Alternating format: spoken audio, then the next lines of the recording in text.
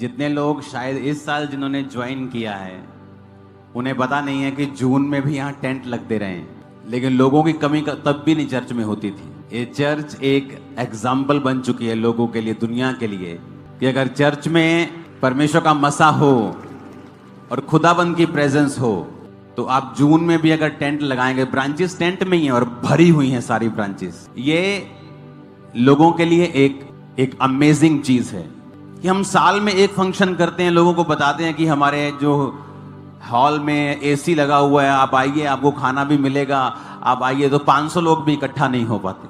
और ऐसा क्या आप कर रहे हो कि टेंट लगा हुआ, जून का महीना है, 45 डिग्री भी टेम्परेचर चला जाता है, 47 भी चला जाता है, 43 भी चला जाता है। और ये नहीं गर्मियां तो लोग नहीं है, गर्मियां तो लोग भी ज्यादा हैं, ज्यादा गर्मी ज्यादा लोग, सब कुछ अलग है पवित्र आत्मा का की ग्रेस की वजह से। जब थर्सडे में यहाँ पे आराधना कर रहा था और मैं एक प्रार्थना परमेश्वर से कर रहा था, तो परमेश्वर का आत्मा मुझसे कह रहा था, क्या तुम जानते हो कि जो ग्रेस तुम्हारी लाइफ के ऊपर है, दूसरे लोग अपना सब कुछ कुर्बान कर देना चाहते हैं। अगर वो ग्रेस, ये प्रभु ऐसी ग्रेस हमें दे दे, हम सब कुछ कुर्बान कर देंगे। तो परमेश्वर मुझे बता रहा था कि ये ग्रेस जो तेरी लाइफ के ऊपर है, ये नॉर्मल नहीं है, क्योंकि आप हर टाइम जब ग्रेस में जीने लगते हैं, हर टाइम लाखों लोग आपके चर्च में होते हैं, आपको नॉर्मल लगने लगता है। लेकिन जब फिर परमेश्वर आपको दिखाता है कि नहीं, ये नॉर्मल नहीं है, ये एक्स्ट्रा ऑर्डिनरी है।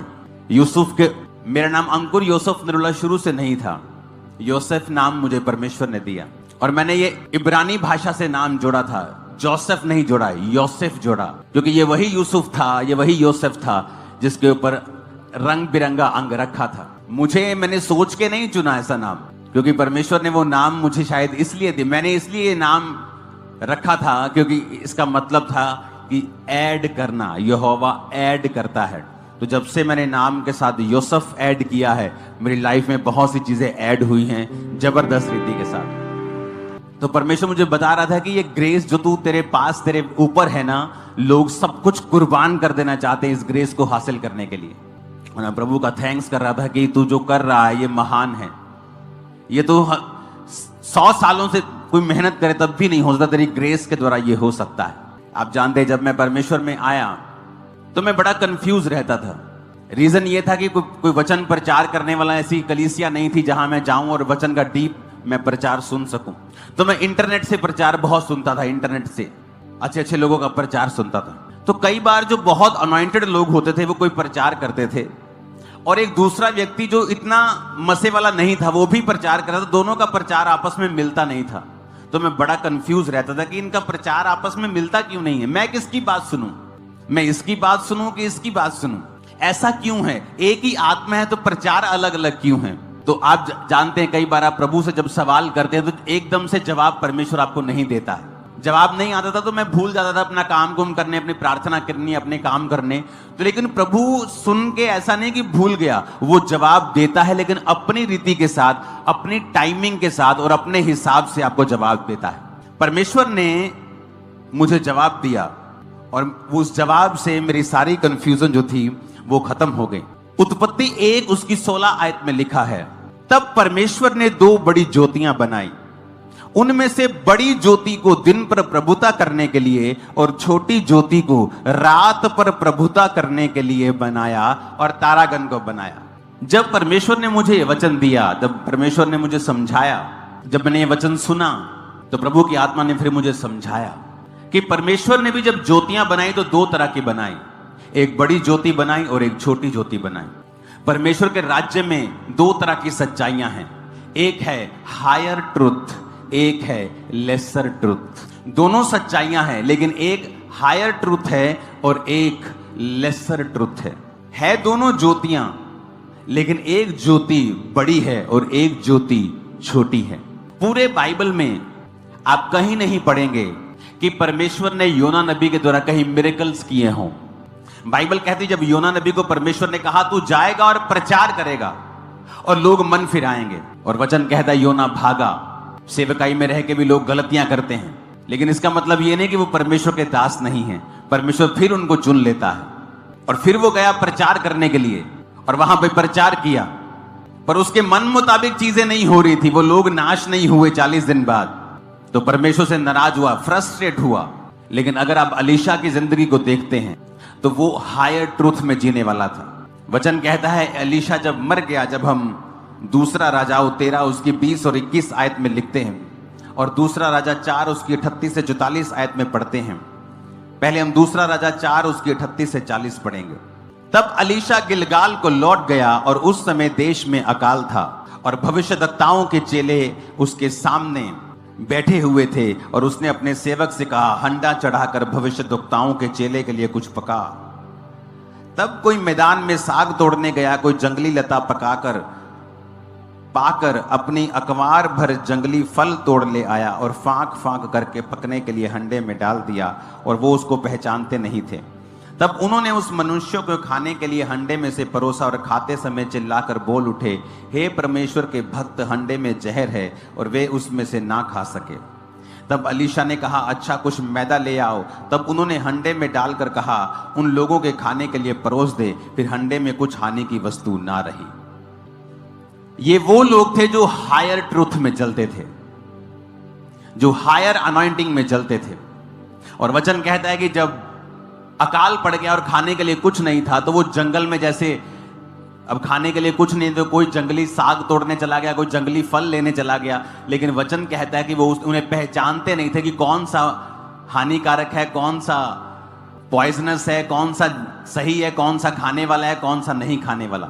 और सारा कुछ एक ही जगह पकाया। तो वचन कहता है कि जब वो खाने लगे तो उनकी जीभ सूज गई होगी, होंठ सूज गए होंगे, कुछ उनकी बॉडी में हुआ होगा और उन्होंने कहा कि ये जहर है इसमें। और वचन कहता है कि अलीशा ने कहा, कुछ मैदा लेके आओ और हंडे में डाल के कहा, लोगों के खाने के लिए परोस दो। और फिर हंडे में हानि की कुछ भी वस्तु ना रही। तारीफ करो जोर से इस वचन के लिए। अब यहां पर कोई मूर्ख उठ के कह सकता था कि तूने प्रार्थना करनी चाहिए थी तुझे उस खाने के ऊपर। लेकिन जो हायर ट्रूथ में जीने वाले लोग हैं वो जानते हैं कि परमेश्वर उन्हें किसी भी रीति के साथ इस्तेमाल कर सकता है। आपको क्या लगता है कि अलीशा को जब उसने मैदा लाने के लिए कहा तो क्या उसने शरीर से यह बात बोली कि आत्मा से बोली? अगर उसने शरीर से बोली होती तो वो खाना कभी भी जहर से मुक्त नहीं होता।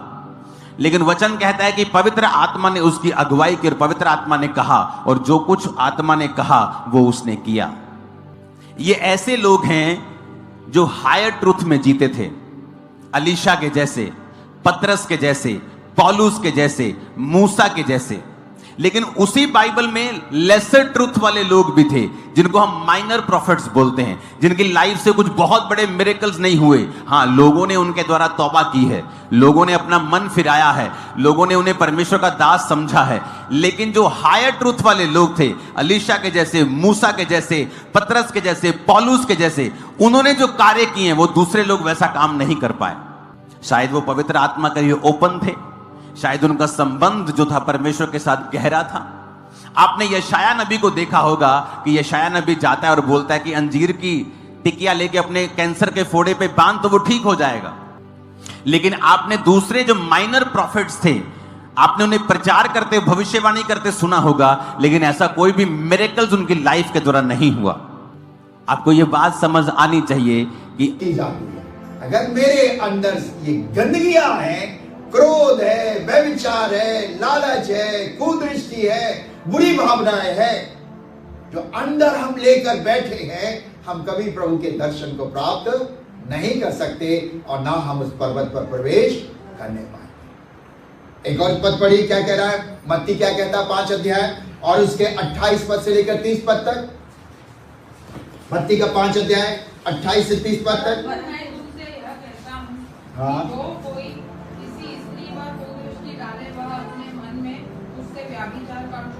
हाँ, यदि तेरी दाहिनी आंख तुझे ठोकर खिलाए तो उसे निकाल कर फेंक दे, क्योंकि तेरे लिए यही भला है कि तेरे अंगों में से एक नष्ट हो जाए तो तेरा सारा शरीर नष्ट हो जाए। क्या कह रहा परमेश्वर का वचन? स्वर्ग के राज्य में अगर जाना है तो हमारे शरीरों को मारना पड़ेगा, है ना। कहता है ये किसी बहन को अगर इस आंख से कुदृष्टि से देख रहे हैं, बुरी नजर से देख रहे हैं, भले आपने उसके साथ संबंध जोड़ा या ना जोड़ा, लेकिन अगर आपने उसको बुरी दृष्टि से देख लिया, इट मीन्स आप व्यभिचार कर चुके। ये बाइबल सिखा रही है। और इसलिए प्रभु कह रहा है, अगर हम इस कुदृष्टि को अपने अंदर रखे हुए हैं तो उसे निकाल दें। इसलिए कहता है, लूला होके, लंगड़ा होके, अंधा होके स्वर्ग के राज में प्रवेश करना बेटर है? हमें इन अंगों को जो हमें परमेश्वर के राज में जाने से रोक रहे हैं, परमेश्वर के पवित्र पर्वत पर पहुंचने से रोक रहे हैं, उन्हें मारना है, उन्हें कंट्रोल करना है, उन्हें पूरी तरह से अपने जीवन से समाप्त करना है। जैसे पौलुस कहता है, मैं अपनी देह को मारता, कूटता और वश में लाता हूं। हमें पूरी तरह से अपने शरीर को क्या करना है? कंट्रोल करना है, वश में करना है, ताकि मैं और आप कहां पहुंचने पाए? परमेश्वर के पवित्र पर्वत, परमेश्वर के पवित्र पर्वत। आजकल जो सभाएं होती है, हम लोग कलीसियाओं में, बड़े बड़े चर्चों में जाते हैं, बहुत गाते बजाते, और गाने बजाने के बाद सारी के जब मैसेज का समय आता है बाहर घूमने लगते हैं। फिर अपनी आंखें क्या करते हैं? सेकते रहते हैं, कौन आ रहा, कौन जा रहा है, कौन कैसी है, कौन कैसे कपड़े पहनने के आएगा। ये सब चीजें, और ये सब चीजें मुझे और आपको परमेश्वर के राज में प्रवेश नहीं करने। कभी भी परमेश्वर के राज में हम प्रवेश नहीं कर सकते। आप कहिए, हम तो बहुत दुआ कर रहे थे। आप कहेंगे, अरे मैंने तो चर्च में इतने अच्छे क्वायर को चलाया, मैं तो परमेश्वर के सामने बहुत ही अच्छा सरदूत के समान हूं। परमेश्वर कहेगा, बेटा तूने गाना तो अच्छा गाया था, लेकिन ये तेरी जो आंखें थी वो तिरछी नजर से देख रही थी। परमेश्वर सब देखता है बेटा, सब देखता है। परमेश्वर कहेगा, कहोगे प्रभु मैं तो आपको हमेशा अच्छा देता रहा। हाँ बेटा, तू देता तो अच्छा था, लेकिन देने से पहले तूने कहीं और कुछ हाथ लगाया था। तेरे हाथ अशुद्ध थे, जिसके कारण वो ग्रहण योग्य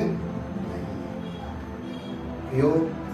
मसीह कहना आसान है, लेकिन मसीह चाल चलना आसान नहीं। इसलिए बाइबल बार बार कहती है, जो होठों से मेरा आदर करते हैं और हृदय से दूर है, वो कोई परमेश्वर की महिमा को प्राप्त नहीं।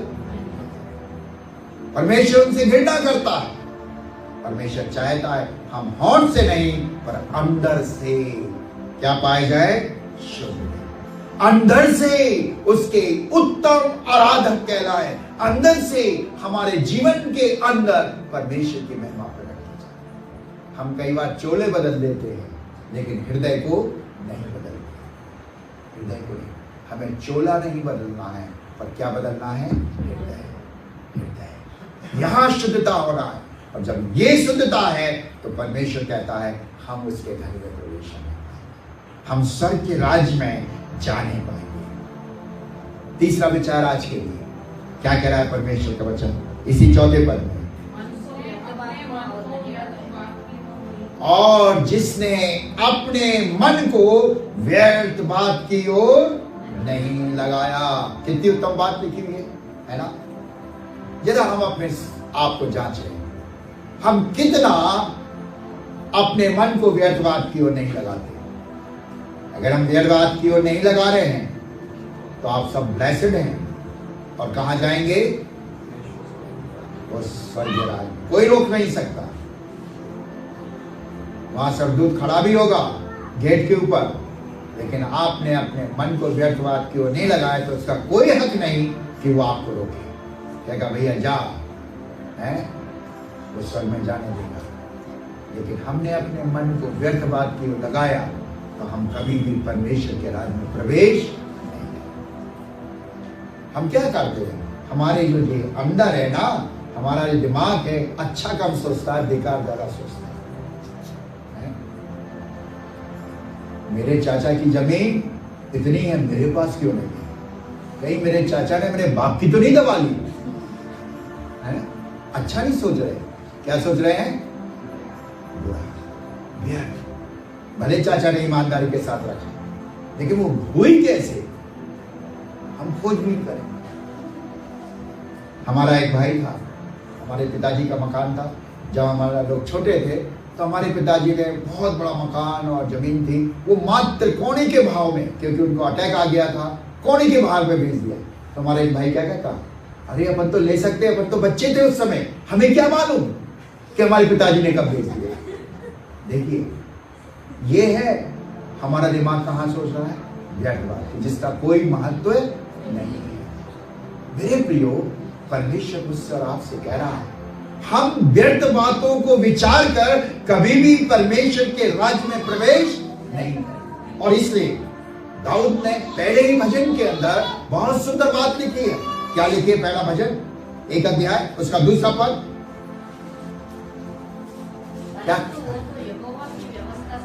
क्या करना है अपने जीवन के अंदर? अपनी मन को, अपने हृदय को व्यर्थ बातों से दूर करके परमेश्वर के वचन की ओर लगाएं। कहां लगाएं? बोलो ना बाबा, वचन की ओर। इसी में तो उत्तमता है। लेकिन आज हम क्या करते हैं मालूम है? जब फालतू बैठे स्क्रॉल करते रहते हैं, है ना, पूरा मोबाइल रात से लेकर दिन तक क्या हो रहा है, उस पर बैठ के प्रभु के वचन को नहीं सीखते।